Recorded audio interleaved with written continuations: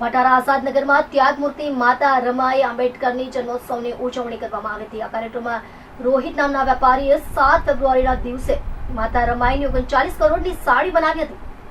જેથી રોહિતભાઈ પહેલીવાર સુરત પધાર્યા હતા, જેથી તેમનો સન્માનનો પણ કાર્યક્રમ રાખવામાં આવ્યો હતો, જેમાં મોટી સંખ્યામાં લોકો હાજર હતા। કુનાલ ભાઈદાસ સોનોને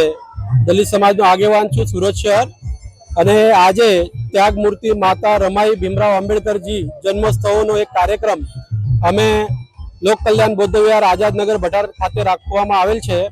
અને આ કાર્યક્રમનો હેતુ એવો છે કે જે રોહિત પિછાડ કરીને ઉદ્યોજક છે, ગોલ્ડનના વ્યાપારી છે, એવા રોહિત પિછાડજીએ લગભગ 7 ફેબ્રુઆરીના દિવસે માતા રમાઈની 39 કરોડની સાડી બનાવી, અને એ ભાઈ પહેલી વખત આપણા સુરત શહેરમાં આવી રહ્યા છે, એટલે અમે એમનો સન્માનનો પણ કાર્યક્રમ અહીંયા લોક કલ્યાણ બૌદ્ધ વિહાર ખાતે રાખેલો છે,